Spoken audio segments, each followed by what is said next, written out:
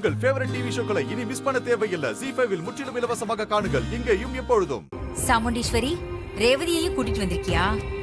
ரேவதியை மட்டும் இல்ல, அவளை கட்டிக்க போற மாப்பிளையும் கூட்டிட்டு வந்திருக்கேன்.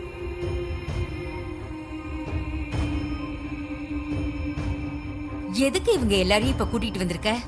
நீ தானே இவங்கள பாக்கணும்னு ரொம்ப ஆசையா இருந்த, அதான் கூட்டிட்டு வந்தேன். ஆனா உனக்கு இப்படி ஆகும்னு நான் கொஞ்சம் கூட எதிர்பார்க்கல. வீட்ல ஃபங்க்ஷனை வச்சுக்கிட்டு நீயே இங்க வந்திருக்க தேவையில்லை. நானே அதனாலதான் இந்த ஆக்சிடென்ட பத்தி உன்கிட்ட எதுவுமே சொல்லல.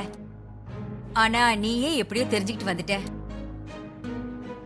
நீ வந்ததோட தேவையில்லாம அவங்களையும் கூட்டிகிட்டு வந்து கஷ்டப்படுத்துற. அப்படியெல்லாம் ஒன்னும் இல்ல மல்லிகா. இவங்களுக்கு உன்னோட ஆசீர்வாதம் வேணும் தான் கூட்டிட்டு வந்திருக்கேன். இந்த நிலைமையில நான் எப்படி ஆசீர்வாதம் பண்றது? எல்லாம் பண்ணலாம் மல்லிகா. உன்னால இவங்கள பார்க்கதான் முடியாதே தவிர ஆசீர்வாதம் பண்ணா என்ன தப்பு? சொன்னா கேட்க மாட்டியே.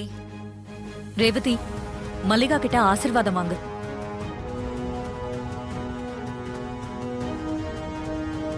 நல்லா இருங்க. நீங்க 2 பேரும் கல்யாணம் பண்ணிக்கிட்டு கடவுள் அருளால சந்தோஷமா எல்லா செல்வத்தோடவும் வாழணும். உங்க ஆசீர்வாதம் கிடைச்சது ரொம்ப சந்தோஷமா இருக்கு. உங்க 2 பேரையும் நேரடியா பார்த்து வாழ்த்த முடியலையேங்கிற சின்ன குறை மட்டும்தான் மனசுல இருக்கு. மத்தபடி சந்தோஷம்தான் ரேவதி. நீ பாத்திருந்தா கதை கந்தலாயிருக்கும். நீ இப்படியே இருக்கிறது தான் எங்களுக்கு நல்லது. நல்ல வேளை நம்ம குரலை அவ கண்டுபிடிக்கல. கண்டுபிடிச்சிருந்தா அவ்வளவுதான்.